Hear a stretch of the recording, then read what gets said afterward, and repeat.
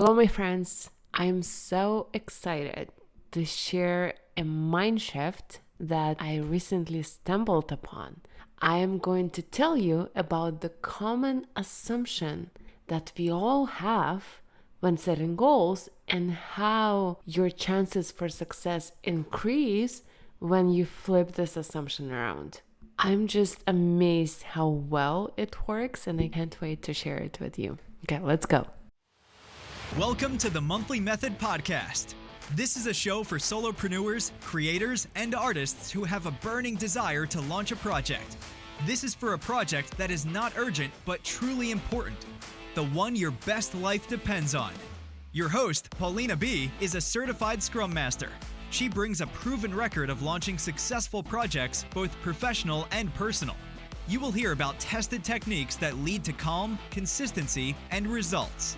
Stay tuned to turn your idea into reality 1 month at a time. Let's start with painting the picture of how we usually set goals. Think back to the last time you set goals. Was it December 31st? Was it last Sunday when you were planning the perfect week you will have? Just remember the last time you created a plan, set some goals. I bet you had this underlying assumption going on that you will be energized, motivated, well-rested, and overall excited about the goal that you are setting for yourself. This is the assumption that we all have, but we don't realize it. You base your desired action on this fundamentally flawed assumption. When you have a goal and this flawed assumption, your plan on achieving this goal is based on this wrong foundation. Let's take weight loss, for example. Let me tell you how I usually set goals for weight loss. Let's say it's January 1st, and this was my thinking. It's the new year, new me. I'm so excited about the fresh start. From January 1st, I'm going to wake up early. I'm going to journal. I'm going to have a healthy smoothie for breakfast. I'll prepare a big salad for lunch. Of course, from the organic produce, I am going to journal. I'll find new and healthy dinner recipes every single week. I'll go to the farmer's market to get fresh produce every Saturday. I'm going to cook these dinners every single day. I'm going to be awesome. I can't wait. My life is about to change.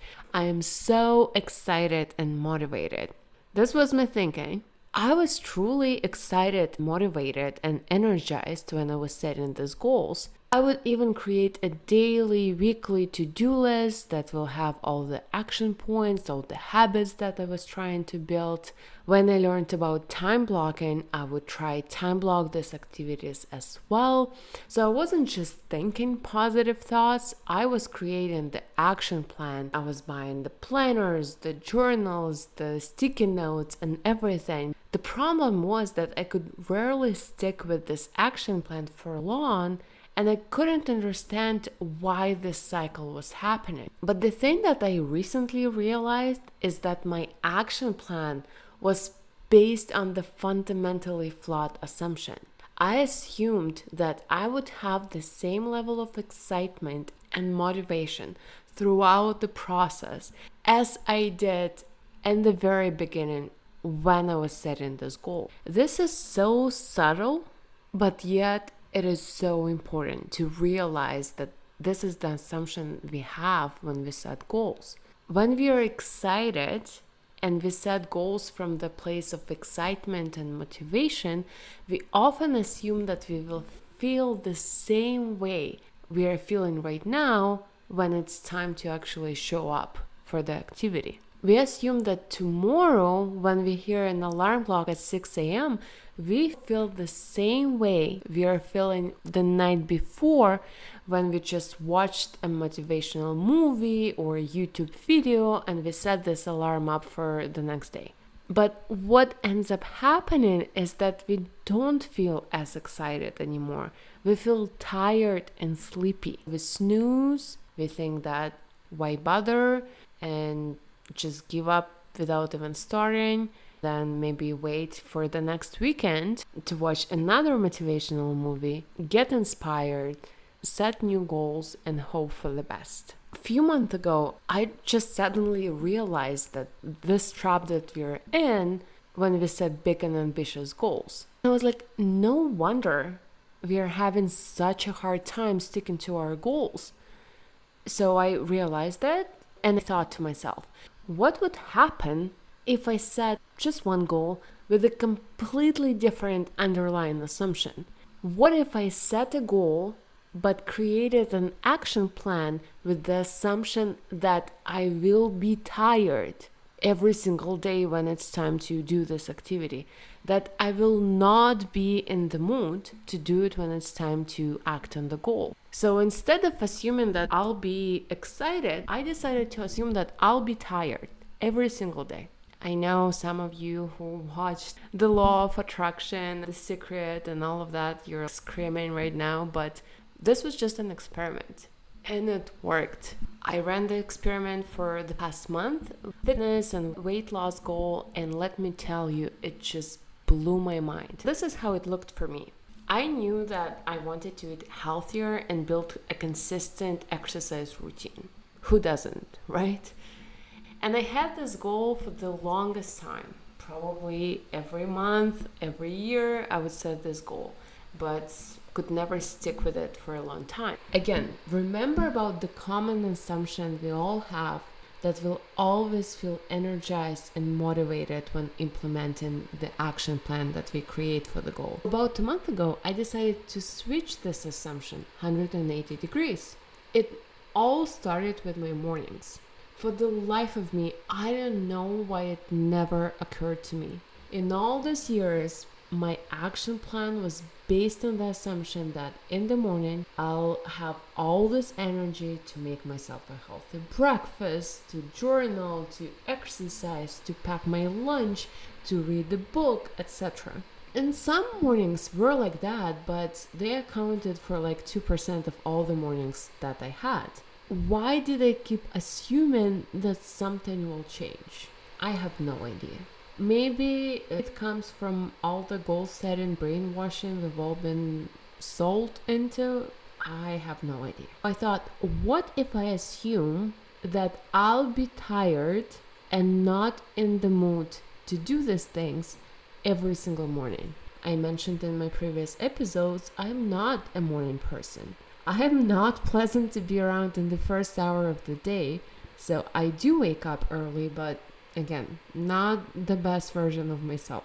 So why don't I just assume that I'm not gonna be in the mood, that I'm gonna be grumpy, that I'm gonna be tired? I thought, okay, assuming that I'm not gonna be in the mood to do all this healthy habits and tasks in the morning, how can I plan around it? For me, it meant packing everything up the night before. To make it even more obvious, I decided that I should pack everything before I clean the kitchen. To me, I can't stand a messy kitchen. I can go to bed when the kitchen is messy, but packing a healthy lunch and packing my exercise clothes is more important than a clean kitchen. That was kind of like a trick that I made. I was like, okay, I'm gonna pack everything and only then I'm allowed to clean the kitchen. Oftentimes, I just wanted to clean the kitchen and didn't want to pack everything, but because the rule was like you don't get to clean the kitchen until you pack everything, so I just quickly packed everything and then cleaned the kitchen. If you can't stand a messy place, just make a rule for yourself that you have to do something before you can clean it up. Remember, the assumption is that in the morning I have no energy and desire to cook myself a perfect healthy breakfast. I had to pack my breakfast, to pack my lunch, to pack my snacks and exercise clothes for the next day. Assuming that I'll be tired in the evening to chop a healthy salad for the next day, I'll be tired to create fresh new dressing, what should I do? And the decision here was to buy pre-packed salad at the grocery store. Everything is cut, packaged, ready to go. I know, not the most environmentally friendly solution, but remember, this was an experiment. I don't want to chop all the vegetables. So the solution here was to buy those single serve salad dressing and just have it in the fridge. When it comes to workout, again, assuming that I don't want to work out in the morning and assuming that I don't want to work out in the evenings, that was generally the case from my experience, is that I can never convince myself to do these things first thing in the morning and at night the moment I come home. To me, it's relaxation time, it's dinner time, and to force myself to do something after dinner, it's just too hard. And so I was like, okay, this is the assumption. I'm not going to be in the mood to do it in the morning, and I'm not going to be in the mood to do it after dinner. What options do I have? For me, it was finding workout near my office and go there right after work or during lunch break. So in the beginning, I was going there during my lunch break, but then things got busy at work and now I just go after work. So I have a class at F45 at 5:15 and that's where I go. They decide on what exercises we're doing this week. I don't have to think about it. Perfect. Okay, let's talk about dinners. In all my previous attempts to eat healthy, my assumption was that be so disciplined, I'll do the meal planning. I was using this Paprika app. Perfect app, by the way, if you haven't checked it out. Ideal for meal planning and keeping your recipes. Nothing wrong with the app. It's just I was never in the mood to invest so much time every single week to look for the recipes on Pinterest. It will always take me like 2 hours to find all the recipes, and then I had to go grocery shopping. I was never been a fan of that activity. And so again, assuming that I'm not in the mood to do the meal planning, assuming that I'm not in the mood to go to the grocery store every single week, assuming that I'm not gonna go to a farmer's market because it's on Saturday, early morning, and maybe I just want to sleep in. Assuming all these things, how can I plan my life around it? And so I decided to sign up for those meal kits, and it made my life a lot easier because all you have to do is just go there once a week, select your meals, and they do the rest. Is it the most delicious food that I'm eating? Probably not. Could I find a recipe on Pinterest that would be healthier and more delicious? Of course. But the assumption here was that I will be tired and I will not be in the mood to do all this research on a weekly basis. When I designed my life with the assumption that I'm not going to be in the mood to do all the planning, prepping, chopping, all of that on a weekly basis, I became very consistent with my exercise, with eating healthy, and everything else. It wasn't that hard. The funny thing is that for the first time in years, it feels like I finally understand the word of self-care. I am making it easier for myself to do good things. And self-care is not about pedicures and facials. It's about this. Assuming that you are just human, that you will have a bad day, that you will be tired at some point, and basing your action plan on this instead of assuming that you're superhuman, you'll never have bad days, and you'll always be motivated. This is self-care, and it's life-changing. So I've only had a chance to apply this new assumption switch to my weight loss goals so far. I can see it being useful in all the goals that I might set for myself in the future. I just couldn't wait to share it with you all, so that's why I'm recording this episode. Probably a bit prematurely, but I think it's too good to keep a secret. Now ask yourself, what is the goal that you've been struggling with for the longest time? And how would your action plan look different if you assumed that you will be tired every single day when it comes to do this thing, that you will not be in the mood to do it, assuming it will happen 100% of the time, every single day? How should your plan change with this new assumption? Most likely, your action plan will not be as ambitious as before, or not even that, it's not going to be as perfect, but it will be realistic. Again, coming back to my eating healthy habit example, my perfect plan was that every Saturday I would go to the farmer's market, then I would bring all this produce home, I would wash it, I would chop it, I would meal plan it, and all of that.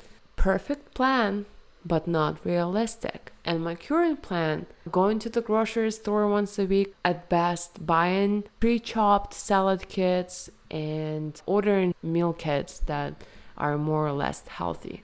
It's not as perfect and as beautiful as the idea of going to the farmer's market every single Saturday, but it's realistic. It makes my plan more likely to happen, therefore making the goal more achievable. The most important part is that you will feel good, because finally you'll feel like you're taking care of yourself. You'll be acknowledging that you're just a human and you have bad days. You will have your own back during those days because your action plan is based on the assumption that these days will happen 100% of the time.